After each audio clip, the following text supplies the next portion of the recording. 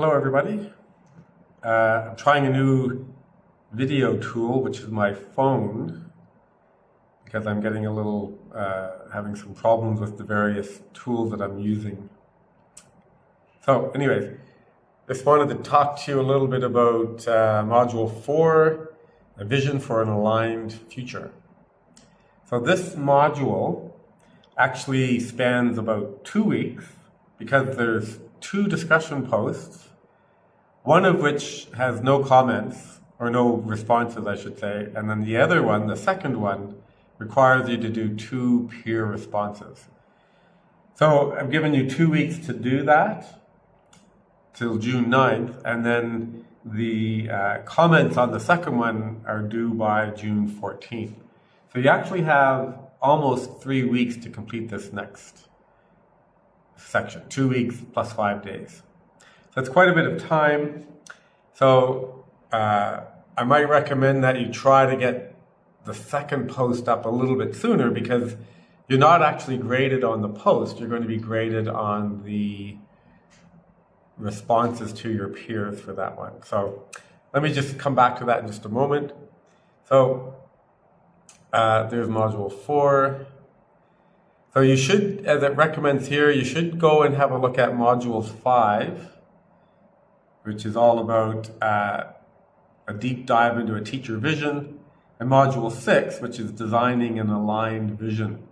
And then come back here to Module 4, and you'll see how these next 2 posts then prepare you for Modules 5 and 6. So this is really kind of a critical module.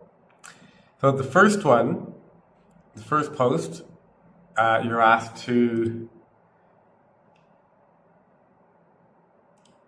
I'm not sure why that's doing that. You're asked to watch this video. So the video itself isn't too bad, but I do recommend, I wasn't too happy with a few things that he said, or I didn't really agree with his discussion of competency-based education and objective-based education. I think there's an awful lot more overlap than he gives credit for in his discussion. Nevertheless, though, his discussion of alignment is very good, and I think this will be very critical for you going ahead to Module 5 or 6. And then if you jump way down here, he does give a good discussion of Bloom's taxonomy, which I think you might find quite useful for your vision. So then, discussion 1, let me just refresh this so I can see the whole module. There we go. So there's a bit of instruction on what you're asked to do, but basically pick out 2 ideas from this video and see how they might support what you've already done in Module 3. So if you think about Module 3, which you're just wrapping up, and it has your visual blog or visual post on planning, instruction, and assessment, this video then looks a bit more in detail to aligning those outcomes, activities. So it's a very logical progression from Module 3. And then you're going to come down to the second discussion, which is creating a vision, or maybe a teaching philosophy. So it's quite interesting. There's a bit of a reading here, and then some background on what you might want to think about or focus on. Key elements of a vision. For me, a key element is, how does it actually influence what you do in the course? In your course or in your classroom. So I work on visions or teaching philosophies with my Bachelor of Education students, the Semester 8 students for their capstone project. And a key focus is, what does this philosophy or vision, how do you actually enable it or bring it to life in your classroom?